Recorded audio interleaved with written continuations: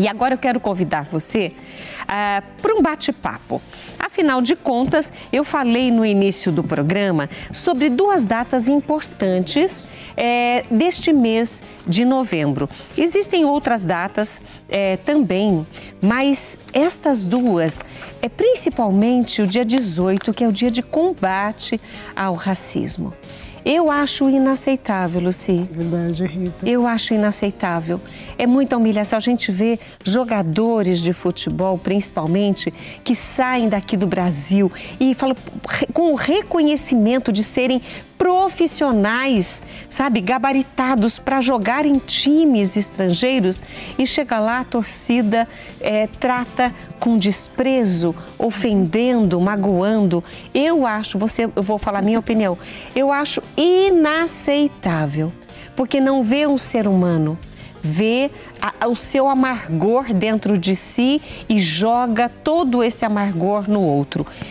E aí a gente fala, existe jeito da gente acabar com isso, Lucy? Rita, boa tarde. Boa tarde, seja muito bem-vinda. Muito obrigada, agradeço muito o seu convite, é uma honra, uma alegria estar aqui com você. Rita, acabar com o racismo, eu acho que significa a gente reescrever a história, né?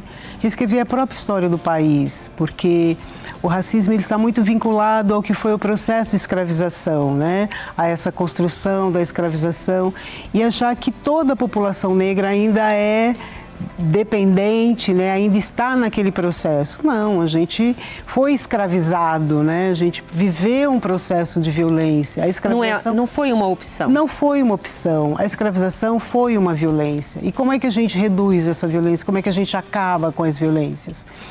Eu vejo sempre pelo caminho da educação, né? Eu acho que um dos caminhos com mais profundidade, com mais efetividade é o caminho da educação.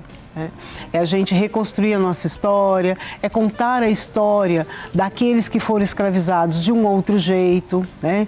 É trazer o olhar, o desconhecimento, romper com a ignorância que a gente tem sobre as Áfricas, né? Porque a África é um continente. É verdade. Né? Então, assim, conhecer esse outro lugar. Então, quando a gente conhece, a gente também elimina uma parcela da ignorância, né? Porque o racismo está muito atrelado a esse lugar, né? Da superioridade e da inferioridade. Achar que por você não ser negro, você é superior a quem é negro. Isso não é uma verdade. Não deveria existir. Não deveria existir. Então, eu busco sempre esse caminho. Eu acho que o caminho é você olhar hoje para a educação, olhar para a pauta do dia 18 de novembro, que é um dia de combate ao racismo, né? Como é que a gente constrói esse caminho para eliminar o racismo na sociedade brasileira. Você falou sobre a educação. Isso. Eu vou falar uma coisa para você. Existe muita gente mal educada. Muita gente. Muita gente. Nós temos que trabalhar essa educação e começa em casa. Em casa. Eu vejo, Lucy, eu não sei se eu estou enganada, mas talvez você tenha, por estar no meio, nessa defesa, nessa conscientização e educação, você tenha mais dados do que eu. Mas eu vejo que há uma reprodução, né, do pai, que herdou do avô e vai passando para os filhos. A partir do momento que estas pessoas aprendem a interromper esse ciclo, nós vamos ter adultos, pessoas muito mais conscientes de que todos somos iguais. Isso, Rita. Então, está na hora de quebrar isso e quebra na família. Na família e quebra nas primeiras lições de casa, na interação social, né? Quebra quando você orienta teu filho, tua filha para conviver numa sociedade de diversidade. Porque vai para a escola. É um lugar de diverso. Ainda mais com a inclusão, hoje vai ter muito mais diferentes. Exatamente. Né? E a pessoa precisa aprender a conviver com as diferenças. Exatamente. E a gente veio de uma época, de uma fase, a gente teve uma educação, Rita, que a gente era muito focado quem tinha os direitos e quem não tinha os direitos. todos têm direitos. Todos, eu concordo com você. Todos têm direitos. Que direitos? A uma educação de qualidade, uma educação inclusiva, afetuosa. Todos têm direito a ter uma imagem positiva de si, né? Você olhar para o material didático, você se vê representado nele de uma forma positiva. Todos têm direito dessa convivência, porque a educação o que é? Esse lugar de uma convivência, da construção com o social, né? Porque a criança sai, às vezes sai 6 meses, sai de casa, vai para a creche, vai para o berçário. Então, esse lugar já é um lugar diverso, né? Então, essa convivência, ela precisa ser uma convivência humanizada, né? Ela precisa ser uma convivência construída, não só pelos educadores, mas pela família, uma convivência que emancipe, né? Que emancipe esse sujeito para conviver com aquilo que sai da redoma dele. Porque às vezes a gente cria filho para viver dentro de uma redoma e depois o filho vai voar. E quando voar, às vezes cai tombos, né? Que a gente fica assim assustado, né? Mas é preciso criar os nossos filhos para conviver com o outro, porque a gente, infelizmente, né, a gente queria filho para a gente, né? Verdade. Mas eu olho hoje, eu vejo minha filha, eu falo, voe, filha, né? Mas eu estou sempre acompanhando o voo, porque eu sou mãe de uma jovem negra, que é diferente. Né?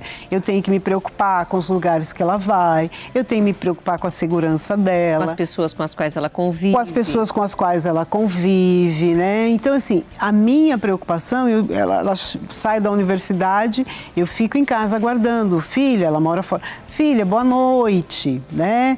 Tá tudo bem aí? Para ela responder um boa noite, para dizer que está em casa. E isso é uma convivência não só pela questão da segurança, mas é uma convivência de um país que é racista. E que se ver um jovem, uma jovem na rua, ela corre muito mais riscos. E aí a gente então faz a pergunta, mas que sociedade a gente vive? Né? Quais direitos tem uma criança negra e uma criança branca? Por que um jovem negro não tem os mesmos direitos que um jovem não negro? Então, a gente precisa pensar esse lugar como um lugar igual. E é tão interessante que o Papa Francisco, pensando no mundo, ele traz um termo que vale não só para a natureza, que é a nossa casa comum, mas se é uma casa comum, todos nós moramos nesta casa. E como que você convive dentro de uma casa? Em harmonia, respeitando os limites de cada um. Às vezes, numa família, uma pessoa é mais tímida, a outra é mais solta, e a mãe e o pai ali entendem a diferença de um e de outro. Um gosta mais de ajudar, o outro é mais preguiçoso, dentro de uma família normal. E nós, como casa comum, aproveitando essa frase do Papa Francisco, nós temos que entender que essa casa é nossa. Nós somos irmãos. Todos nós temos que conviver com essa, não vou dizer diferença, mas com o nosso jeito. É o jeito de cada um. Independente daquilo que é externo, daquilo que se vê. Não é o que se vê, é o que se sente. É isso. E aí ela falou sobre educação e eu quero trazer isso para aqui, para nossa conversa, porque ela é professora. Inclusive, deixa eu aproveitar, porque eu não falei. Gente, o currículo dela é extenso, então não vou ler tudo, mas é legal a gente entender que ela foi a primeira assessora coordenadora para ações de implementação da Lei 10.639/03. O que essa lei nos traz, mostrando, porque a lei sempre protege. A quem essa lei protege? Quais os direitos que ela concede? Então, essa lei, Rita, foi bastante interessante porque ela nasceu de um movimento, né? Do movimento negro, demandas de muitos anos. A gente pode dizer que foram lutas que, quando ela chega em 2003, o movimento negro já organizado pleiteava a educação como um lugar de construção de sociedade e reconstrução, né, da própria sociedade, com a inclusão da história e cultura africana no currículo escolar. Então, quando essa lei chega em 2003, eu estava no espaço de governo, né, no espaço de gestão. Na época, a gente estava no governo do prefeito Antônio da Costa Santos. E, a quem eu admiro até hoje. Eu também sou fã, muito fã. E tenho muito respeito e muita admiração por aquilo que eu vivi e aprendi com ele. Eu só vou fazer um parênteses aqui. Antônio da Costa Santo foi o prefeito por pouco tempo na cidade de Campinas. Infelizmente foi assassinado. E então nós sempre pensamos que o pouco que ele conviveu conosco aqui na cidade de Campinas já foi tanto. Ele era tão respeitoso com todas as pessoas. Imagino que se ele tivesse completado o seu mandato e talvez uma reeleição, Campinas fosse diferente. Mas nós vamos continuar conversando e eu vou dar a palavra a ela, mas depois do intervalo. A gente volta já. E eu falei que ia passar o currículo da Lucy Crispim, mas olha, ela é doutoranda da PPGE da Unicamp, né? Mestre em Administração e Planejamento, especialização em História e Cultura Afro-Brasileira, Centro de Estudos Afro-Brasileiro Cândido Mendes, no Rio de Janeiro, bacharel em Ciências Econômicas pela PUC Campinas, magistério, que é membro do grupo de pesquisa, o GP já da Unicamp também, né? Gente, agora eu vou parar porque tem mais um. Olha aqui, gente, tem um tanto de coisa que eu não vou ler. Fica mais fácil se ela for conversando conosco e explicando, né? Quando você decidiu ir mais profundamente, não só nos estudos, mas dentro da própria sociedade e até mesmo através da política, onde se consegue, porque a política é que traz, né, principalmente as políticas públicas, traz mais essa igualdade, traz mais os direitos, aproveitando o legislativo, né, para fazer proposições, enfim, quando tudo isso latejou dentro desse coração e falou, deixa eu botar a mão na massa. Olha, Rita, eu sempre gostei muito de estudar, né? Então, assim, sempre me dediquei muito. Eu tinha muito apoio do meu pai, incentivava bastante, enfim.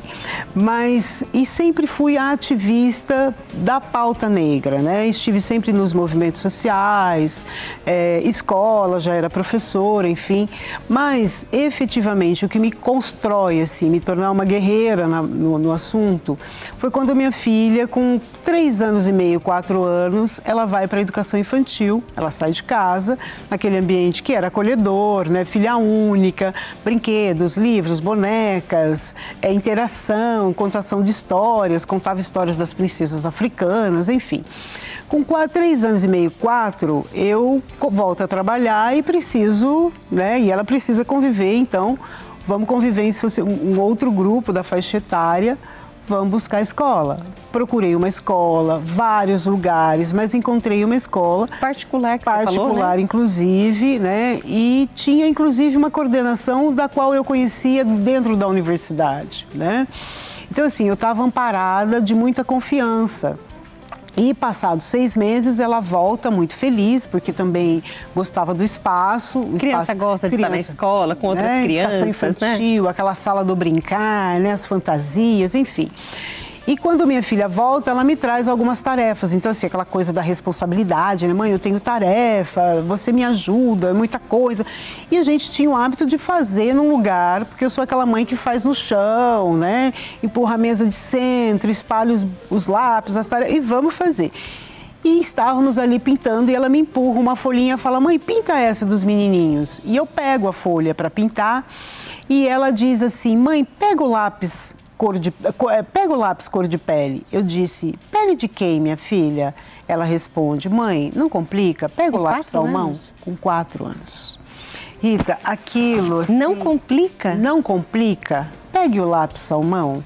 Eu falei, isso não é ela deve ter reproduzido. É isso. Ela reproduziu, ela deve ter ouvido isso na escola. Eu falei, isso não é fala de criança, isso é fala de adulto. É verdade. E aí, então, eu me levanto, questiono, problematizo, interajo com ela, perguntando se eu posso pintar com outras cores, enfim. Mas eu sigo as orientações dela, também respeitando aquilo que ela trazia. Mas eu já, no dia seguinte, eu estou na porta da escola, né? E assim, querendo entender como é que a escola olhava para as crianças que não eram negras, que não eram não brancas, né? Crianças pardas, crianças negras, crianças indígenas, de outras etnias.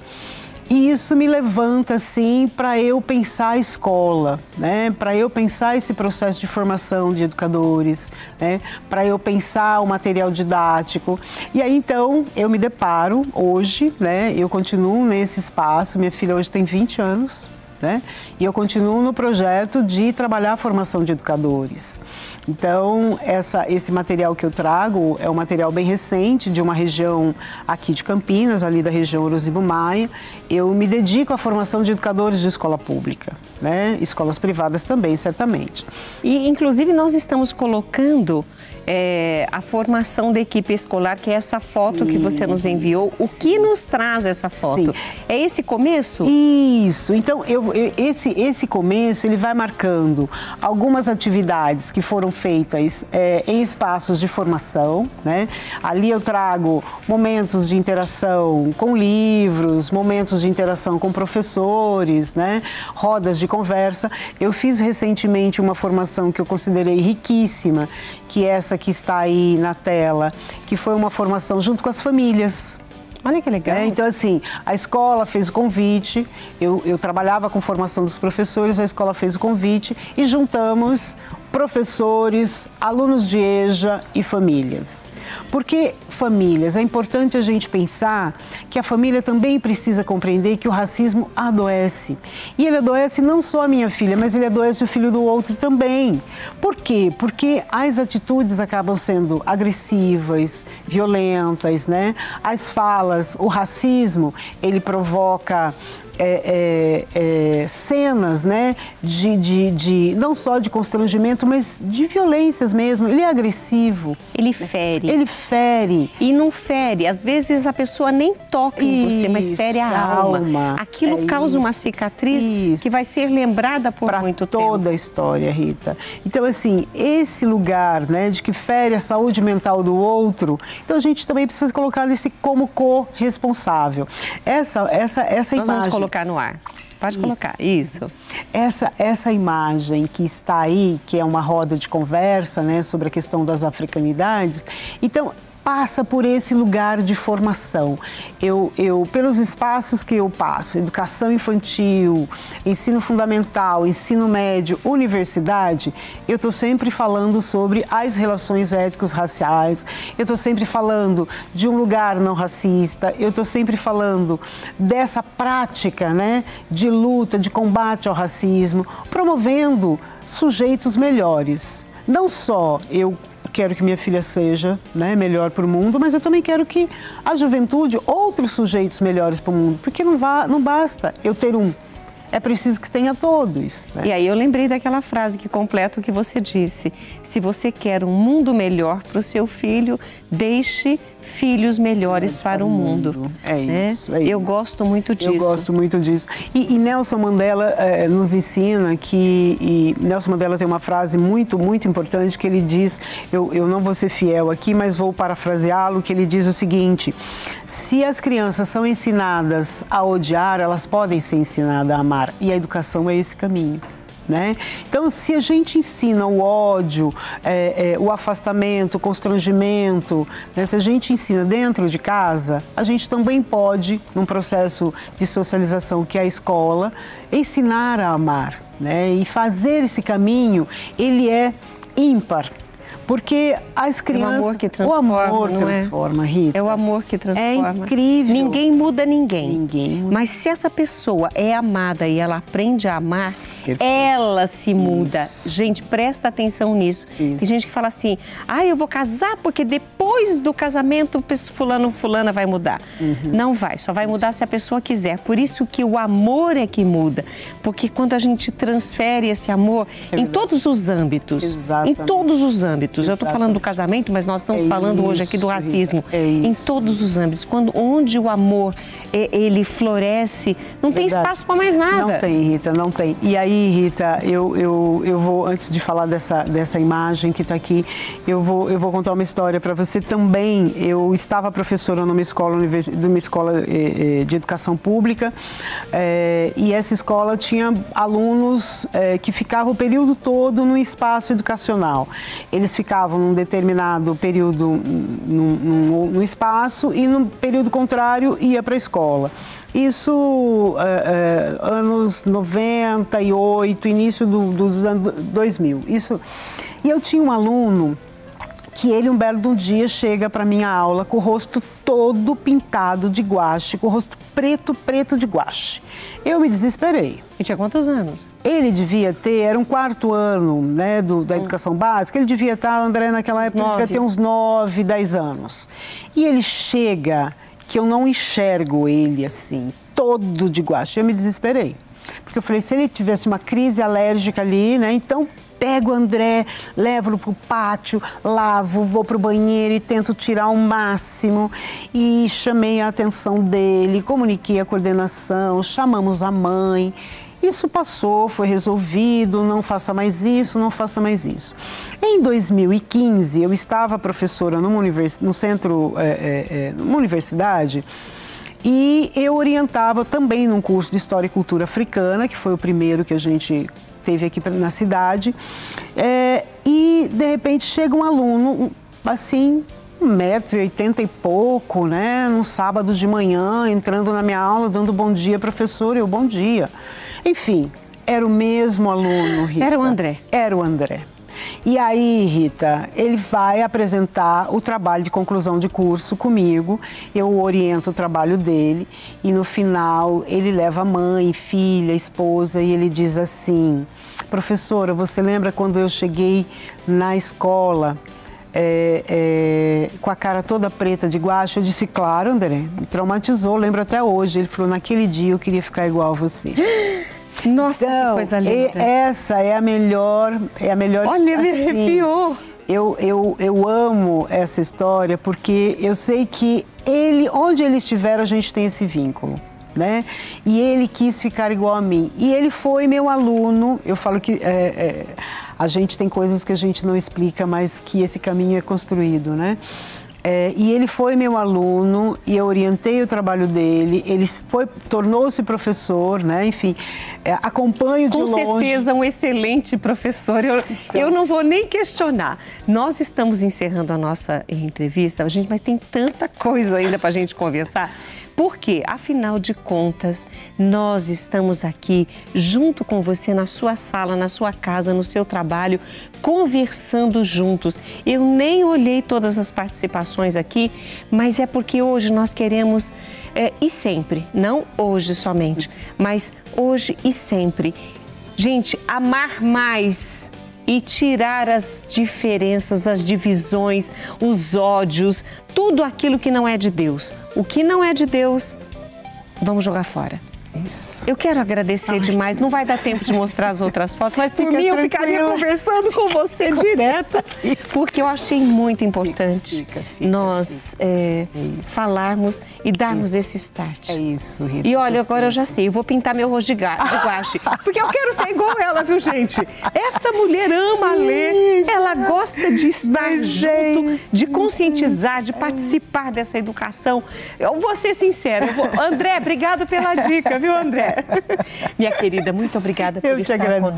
Deus te abençoe. Muito, você também. É um prazer, é uma honra e uma alegria.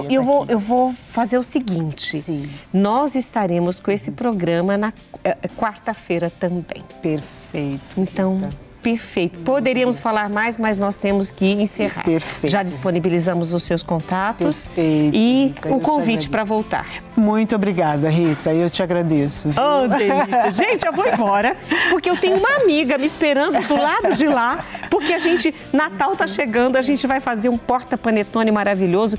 Cris Zanotti nos espera, intervalo, um copo d'água e a gente volta já. Vamos lá. Muito bom.